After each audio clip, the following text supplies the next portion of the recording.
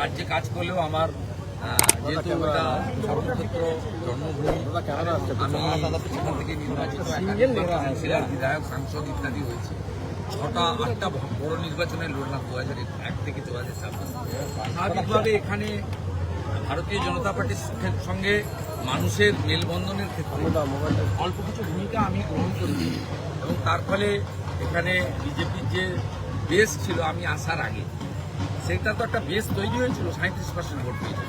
2024 50%। আমার বিশ্বাস এবারে আমরা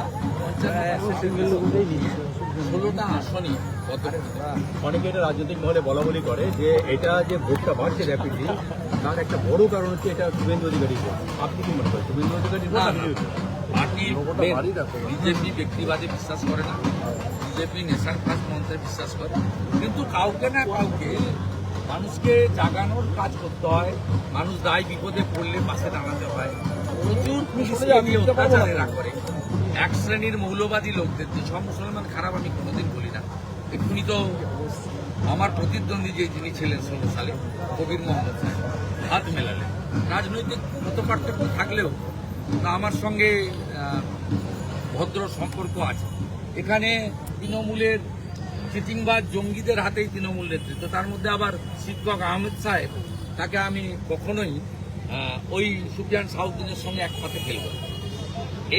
এই যে জায়গাটা থেকে আমরা একজন মানে যেভাবে বিজেপি বা হিন্দুদের উপরে বিভিন্ন স্তরে অত্যাচার করা হয়েছে, এমনকি কিছু মুসলিম ছেলের উপর অত্যাচার করা হয়েছে।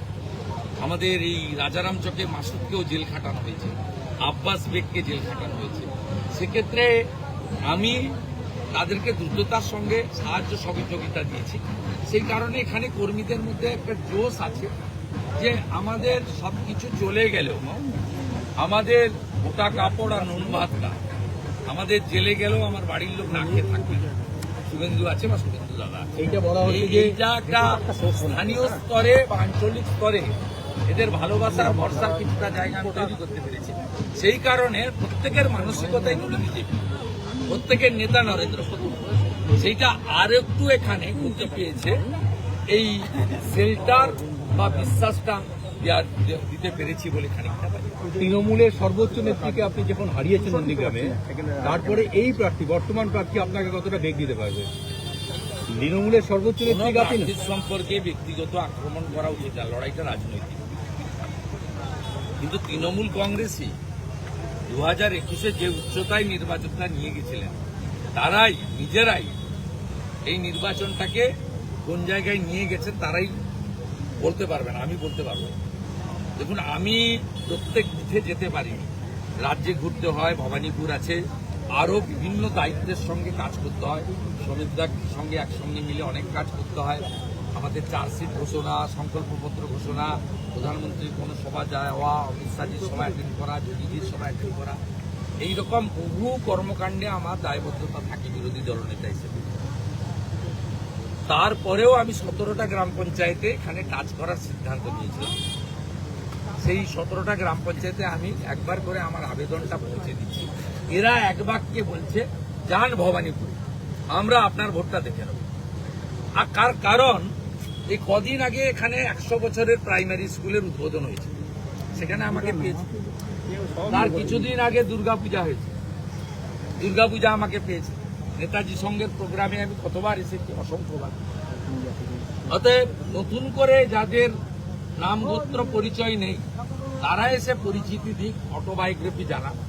আমার পরিচয় বিবরণ দেওয়ার এই এলাকার মানুষের কোনো প্রয়োজন নেই। আর এখানকার যারা বয়স্ক লোকরা আছেন তারা আমাকে 2004 থেকে দেখছেন, তারা আমাকে লক্ষ্য রাখেন। আমার জামার ব্র্যান্ড চেঞ্জ হলো কিনা, আমার হাতে ঘড়ি উঠলো কিনা, আংটি এলো কিনা, গলায় চেন এলো কিনা, চুলের ছাঁট বদলানো কিনা, রূপের ছাঁট চেঞ্জ হলো কিনা, জুতোর ব্র্যান্ড বদলানো কিনা, গাড়ি বদলানো কিনা, গাড়ির কালার বদলানো কিনা, এগুলা না। আমি বলছি এদের চোখে আমার কোনো পার্থক্য এরা দেখতে পাই। 2004-এর শুভেন্দু যা, 2026-এর শুভেন্দু তা। তাই এদের হৃদয়ে আমি আছি, এরা আমার হয়ে ভোটটা করবে।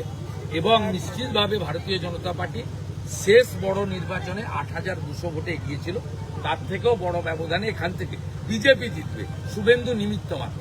আচ্ছা, ভোটটা দিতে হবে পদ্মপুর 2021 সালে প্রতীক সর্বোপরি। 2021 সালে নেতা আমাদের নরেন্দ্র মোদী, জয় আমাদের লক্ষ্য, বিজয় আমাদের সংকল্প, তাই তো? দাদা এই জায়গাতে আপনার লড়াইয়ের জায়গাটা, এই জায়গাতে কোনটা প্রাধান্য পাবে, কর্মসংস্থান না যে আপনি মন্দির নিয়ে একটা প্রস্তাবিত বহুমুখী উন্নয়ন। আমি যখন এইচডিএ চেয়ারম্যান ছিলাম, বন্ধ থাকা রেলপথের কাজও যেমন চালু করেছি, জল প্রকল্পও যেমন এনে দিয়েছি, বিদ্যালয়গুলোকে আমি সাজিয়ে দিয়েছি, কলেজের বিল্ডিং নির্মাণ করে দিয়েছি, সেচের খাল খনন করে দিয়েছি, যে বড় খাল এইচটি ক্যানেল তেরাপিঠিয়া থেকে একদম ইডিঞ্চি পর্যন্ত আমার আমলে খনন হয়েছে, ঢালাই রাস্তা, পিচের রাস্তা হয়েছে, দীনবন্ধুপুর লকগেট থেকে গেন্দামারি খেয়াঘাট নদী ভাঙন রোখার কাজ হয়েছে, জেলিংহামে নদী ভাঙন রোখার কাজ হয়েছে, এবং হলদিয়া নন্দীগ্রামের ব্রিজ যেহেতু হয়নি, জেটি তৈরি করে দিয়েছে। সরকার এলে হলদিয়া নন্দীগ্রামে ব্রিজ বিজেপি বানাবে, কারণ ওটা জাতীয় জলপথ, হোল্ডার সেতু বানাবো, সংকল্পপত্রে আছে, রামেশ্বরমের মতো, কারণ ওখান দিয়ে জাহাজ যায়। মমতার মতো আমি মিথ্যাবাদী নই, উনি গতবারে বলে গেছিলেন ব্রিজ বানাবেন, ভুলে গেছেন, ভোট অনেক পেয়েছেন, আমরা ফোল্ডার ব্রিজ বানিয়ে দেবো, আমরা এগুলো বলেছি। তাই উন্নয়নটা হবে বহুমুখী, তার সঙ্গে নিশ্চিতভাবে কর্মসংস্থান। আমার সময়কালে এমএসকে, এসএসকে, আইসিডিএস থেকে শুরু করে বিভিন্ন স্তরে অনেক কয়েক হাজার মানুষ কর্মসংস্থান পেয়েছেন বিভিন্ন, এমনকি হলদিয়ার কলকারখানাতেও বেশ কিছু সংখ্যক ছেলে মেয়ে কাজ পেয়েছেন। আগামী দিনে জেলিংহামে যে 2200 কোটি টাকা মোদিজি স্যাংশন করেছেন জাহাজ তৈরি এবং রিপেয়ারিং কারখানা, সেখানেও কর্মসংস্থান হবে। মুম্বাইতে, গুজরাটে পড়ে থাকা পরিযায়ী শ্রমিককে বাড়িতে এনে কাজ আমরা দেব, কাটা কাপড়ের কাজ, লেদারের কাজ, এখানে হাতের কাজ জানে না এমন কোনো ছেলে নেই, তাদেরকে এখানে যদি বাজার তৈরি করে ট্রেনিং দিয়ে ইকুইপমেন্ট দিয়ে করা যায়, অনেক ভালো জিনিস হবে। ঘরে ঘরে গ্র্যাজুয়েট ছেলে রয়েছে, এক একটা বিদ্যালয়ে দেখবেন কলেজের মতো, তারা চাকরি পায় না কারণ তাদের টাকা নেই। আপনি নিজে দেখেছেন শিক্ষক দুর্নীতি মামলায় সুফিয়ানের নাম এসেছে, 4 কোটি টাকা তিনি নিয়েছেন চাকরির জন্য, এটা চার্জশিটে উল্লেখ করেছে সিবিআই। ন্যাচারালি সবাই জানে যে আমি চলে যাওয়ার পরে তৃণমূল কংগ্রেস কি কাণ্ডটা করেছে। আমি থাকার সময়ও দুর্নীতি যেগুলো করেছে তার প্রতিবাদ আমি দলে থেকে করেছি। আমফানে ঝড় হয়েছিল, সেখানে 20,000 টাকা করে ঘর ভাঙার টাকা এসেছিল, তৃণমূলের নেতারা লুট করেছিল টাকা। আমি এবং মেঘনাথ পাল 186 জন তৃণমূল নেতার চেক বিডিও অফিসে ফেরত করিয়েছিলাম, এই উদাহরণও আছে।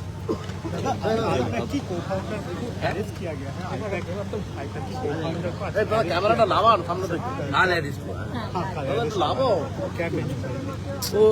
पोल स्कैम में है इसलिए अरेस्ट हुआ। सर उसी पे टीएमसी कह रही है कि टूल जैसा यूज कर रही है ईडी को टूल जैसा यूज कर रही है बीजेपी। उनका क्या है, आई वो कोर्ट में लड़े, वो लोग तो जब समन मिला था तब कोर्ट में गया था, दिल्ली हाई कोर्ट में, सुप्रीम कोर्ट में। कोर्ट किसका बाद में चलता है, डॉक्यूमेंट के ऊपर चलता है। कोर्ट किस लिए उसको not to take any coercive action नहीं दिया, क्यों नहीं दिया हायर कोर्ट? उसको कुछ पूछना है तो लड़ना है तो कोर्ट में जाकर कीजिए, मीडिया के सामने बोलने से कोई फायदा नहीं होगा। टीएमसी जो चोर है सबका पता है, बिहार में जनता का आवाज है। 15 साल हम चोर को दिया, 35 साल वाम को दिया, 5 साल राम को दूंगा। सम्राट जादव बिहार में नया सीएम हुआ है। I welcome very good leader, मेरा पर्सनल নিয়েছিল গোয়া নির্বাচনে, সবাই জানে, এটা নতুন কি আছে, এত দেরি তো হলো কেন? বলছি মোদি অমিত শাহের ম্যারাথন প্রচার চলছে এই রাজ্যে রাহুল গান্ধী এলেন, তার 3টে সভা আছে, রায়গঞ্জে তার হ্যালিপ্যাড ভাঙলো ইন্ডিজোটেই তৃণমূল। বুঝুক, ওদের বোঝা দরকার। পশ্চিমবঙ্গে যে গণতন্ত্র বিপন্ন, সংবিধান যে বিপন্ন, এখানে বিরোধীদের কোনো জায়গা নেই। আজকেই এখানে আমাদের আইএসএফ এর লোকেদের সঙ্গে গন্ডগোল করেছে। আমরা আইএসএফ এর নীতির বিরোধী, কিন্তু কোনো বিরোধিতা করা চলবে না। যে গ্রামটা থেকে এলাম 2021-এ ভোটের পরে 45টা বাড়ি ভেঙেছে। এই গুন্ডামি বন্ধ হওয়া দরকার, গণতন্ত্র প্রতিষ্ঠিত হওয়া দরকার। বহুদলীয় গণতান্ত্রিক ব্যবস্থা, সব দল লড়বে, সব দল প্রচার করবে, মানুষ একটা গ্রহণ করবে, অন্যটা বর্জন করবে। কেন বাইরে থেকে কেন্দ্রীয় বাহিনী আনতে হবে, সিআরপি আনতে হবে, কেন এত কিছু করতে হবে? অন্য রাজ্যে তো হয় না।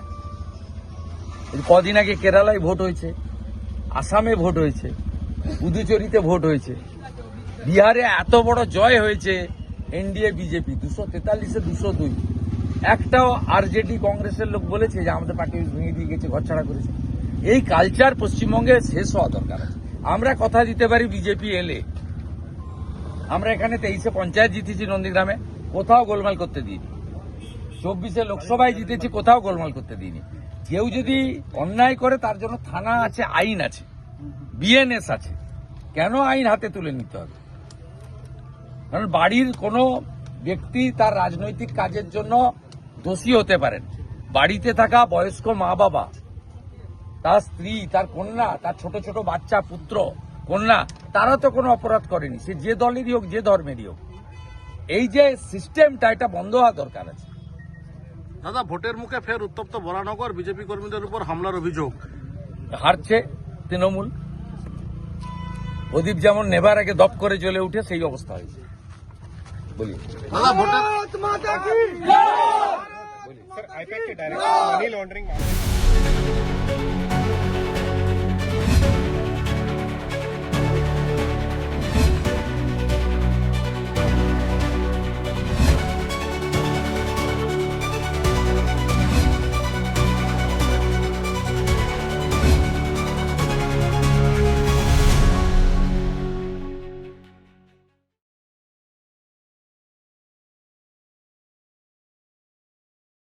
মন্দিরের কাছে না, ওটি সামনে যাবেন।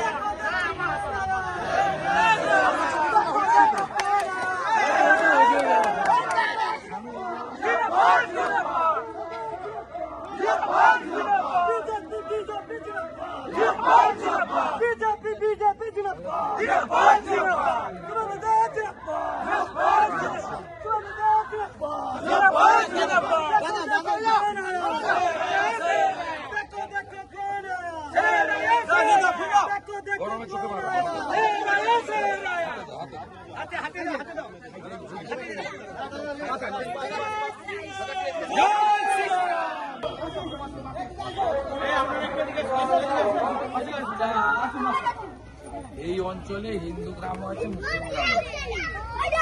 কোনো মুসলিম গ্রামে বিজেপির পতাকা নেই, তাহলে হিন্দু গ্রামে তৃণমূলের পতাকা থাকবে কেন?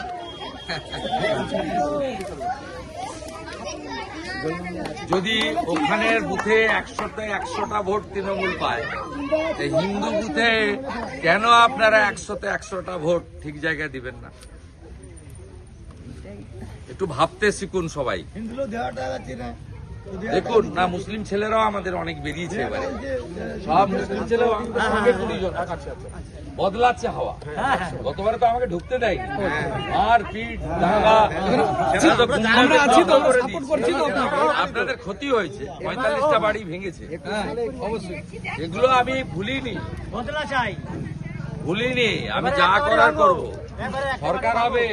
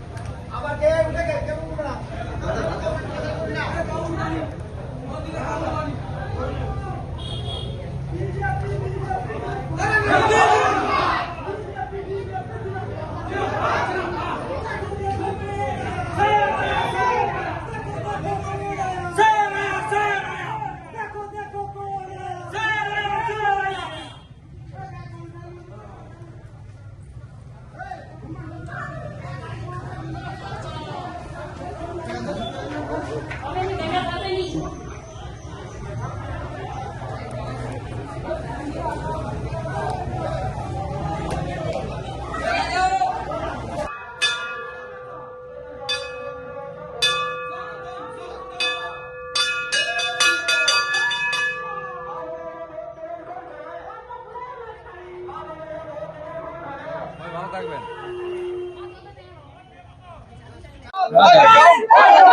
অভিজিৎ দেখা না, অভিজিৎ দেখা। ভালো আছেন সবাই?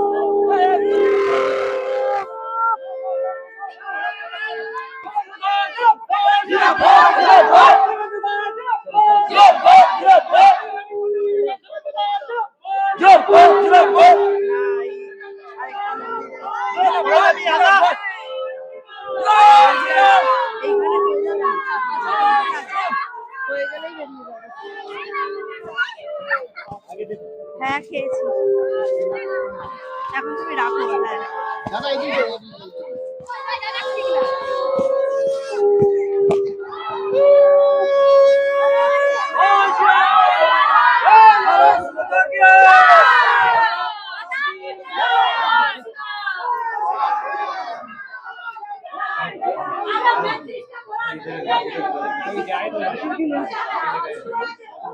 হ্যাঁ মেসেজটা কার আছে?